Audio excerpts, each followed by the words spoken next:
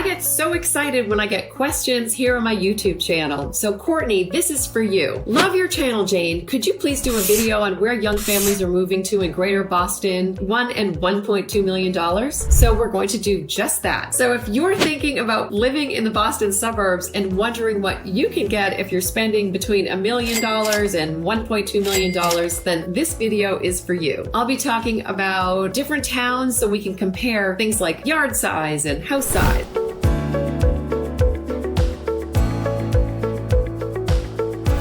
I'm Jane, and I'm a realtor based in Wellesley, serving the Metro West area, and my channel is all about living in Greater Boston. Please subscribe, and if you're thinking about moving here, please reach out. So I thought it'd be really fun to share some homes in 3 different towns, and the first one I'm going to share with you is 19 Tammer Lane in Hopkinton. Now, I've done videos on Hopkinton before, and it's most famous for being the start of the Boston Marathon every April, yay. And what's really great about Hopkinton is if you're spending around $1 million or $1.2 million, you can get a big lot and a nice big house. And right now, the public schools are ranked #1 in Greater Boston. They have an A+ rating from niche.com, and it's a great community. So first house I'm going to share with you is 19 Tammer Lane. So 19 Tammer Lane is a beautiful big house on a cul-de-sac that was built in the 90s, and really nice landscaping, as you can see here. It has that 2-story foyer, but actually before I show you the photos, I got to show you the market history. So it's 4 bedrooms, 3.5 baths, and it was an acre and a half with woods behind, and it was a big house, but it was on the market 187 days. But it was on and off the market. It went under agreement and back on the market 3 times, and the house was a little bit tired and didn't show great. I did show it to a family, and it needed updating, cosmetic updates, like just nothing had really been done since the 90s. And as we've talked about, people like that move-in really updated condition. But the seller must have really held on to their price, because even though it was on the market for 187 days, he got his number. I'm happy for them. And I think it's a great house. It's a good buy. Maybe a little paint, maybe a little hardwood floor in the kitchen, a bird's eye view of the family room from your 2nd-story foyer. The bathroom was very nice, but very particular style. So what's cool about this house actually is these are towel warmers / radiators that people use in bathrooms. So it's kind of a cool look, but for whatever reason, this house just had a hard time finding that just right family. But it sold for 1.1. So for 1.1, you got 3,900 square feet on an acre and a half in a beautiful neighborhood in a top performing school district. So I feel good about that. The next house, we're going to travel to Needham. Now, Needham is a lot closer to Boston, and it's a super hot market. So Needham's like Wellesley, in that if you're in an in-town location, you're going to get little lots. So this house is 3 beds, 2 baths. It's on under a 10,000 square foot lot, which is not huge, and just about 1,600 square feet. So you're literally getting less than half the square footage. You're getting a 1-car garage that's under. Now,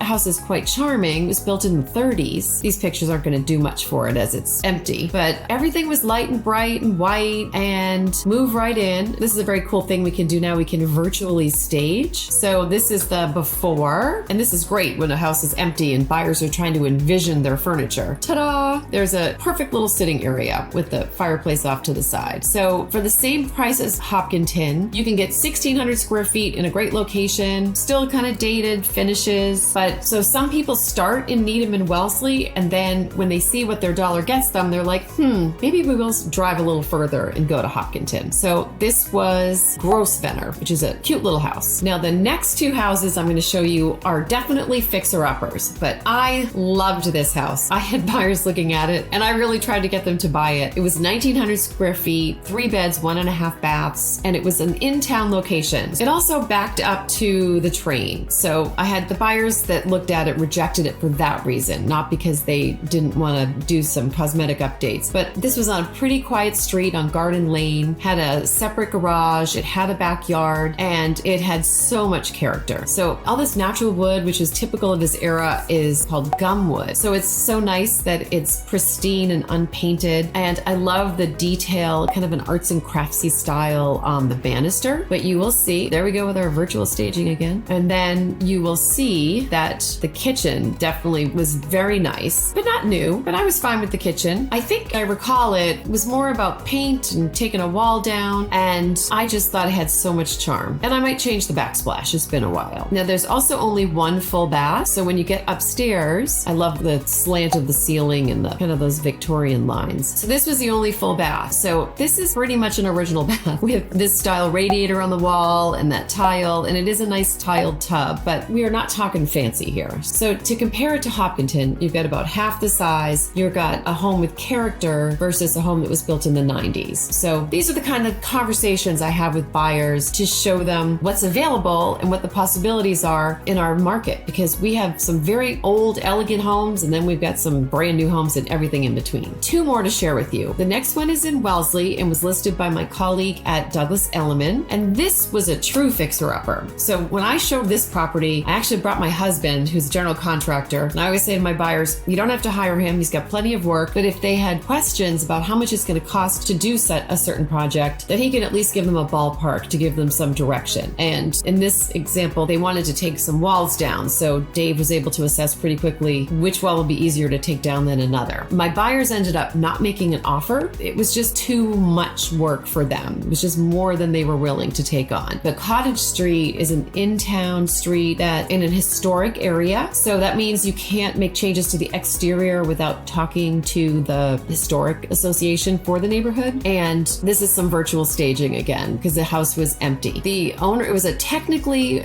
a single family, but the owners had been using it as a two-family. A mother and daughter shared different units. So here's the groovy kitchen. I haven't seen this wallpaper since the 70s, and this was a very awkwardly designed kitchen, so you really needed to knock down some walls, reconfigure a bathroom, and move it, and add a mudroom. So the person that ended up buying it, I heard, was someone that already lived on this historic street and was looking for something a little bit bigger. And of course, on the second floor, there was another kitchen, and this is cool. This is what in the 19th century they called a sleeping porch. So in the olden days, before air conditioning, they would build a second floor porch. So this would be the outside wall of the house, and the outside, basically an exterior door. And this was a porch, and the floor would even slant, because when you build a porch, you want the water to run off and not into your house. So over the years, many of these have been changed into enclosed porches, some with heat. But again, it was a little bit awkwardly placed, so we weren't quite sure what to do with it. So this one did get a number of offers. Here's the backyard. And again, for an in-town location, it was a very good lot. This is a 2-car garage. So it had a lot of pluses. And for 20 years ago, Dave and I probably would have bought it. We actually did buy a house on Cottage Street and restore it years ago. So we love that area. And the last house I'm going to show you is in Wellesley. It's a townhome, and it's an in-town location. So you can walk to the coffee shop, to the post office, to the train. And there were, I can't remember now, between 8 and 10 offers, and my buyer got it. So it just closed 2 weeks ago in March of 2024 for $1,051,000. And it's a 2-bedroom, 1.5 bath townhouse with a 1-car garage. So I wanted to give you hope that you can still live in Wellesley under 1.1. Now, not everyone's going to want 2 bedrooms, but this was, my buyer was moving back. She's becoming an empty nester. So this was an exciting stage of life for her. So again, here's some great virtual staging. And she has some great ideas about building a built-in over here and making a more traditional mantle around and surround around this fireplace. It's going to look terrific. And there's soaring ceilings, and the kitchen is cute, very blue, and stainless appliances, which have been updated. And she's going to change the backsplash, which personally I don't think matches, but it worked for the last owner. And then there was this really cool, it's funny, I think this is what you call a Florida room if you live in Florida. It was an addition. It has a gas fireplace for heat, and it has a mini split up here on the wall, a heat pump for heating and cooling. And the floor was bamboo and the ceiling was bamboo. So it was a total vibe. So my buyer, she's going to use it as her office, and she might actually turn this into a 3rd bedroom at some point, so she could have 1 floor living. So then it will be a 3-bed, 2.5 bath in-town house, which I think would be easy to sell if she decides not to stay there. You'll notice the floors look like they're all different colors, and that is just because the previous owner had carpet. So the carpet protected the floor, which bleached from all this sun that blasted through. And you can see she had 2 fans. This room is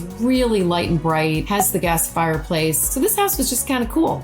And the best part is she's a friend of mine and I can now walk down the brook path to get to her house. So upstairs, it's kind of an open concept and 2 bedrooms upstairs. And there is a finished basement and there's the full bath. So if you're thinking about moving to Metro West or the surrounding areas, please reach out as I'd love to help you. And if you're curious about what it's like to be working with me and my team, here are 5 steps to the process. Number 1 would be an introductory call. This could be in person if you're local, or by Zoom or by telephone if you're not. And we'll just get to know each other and I'll find out a little bit about what you're looking for. Then I'm going to make sure that you're connected with a terrific lender. At Douglas Elliman, we have a couple lending partners that provide excellent and quick service, and not just a pre-approval, but they will even help you get through underwriting so we can demonstrate to sellers that you can close quickly. We'll do a needs and wants assessment and talk about price point and what kind of styles of things you're looking for. And then we'll get to the fun part of looking at homes that you can share some with me that have looked appealing to you. And I will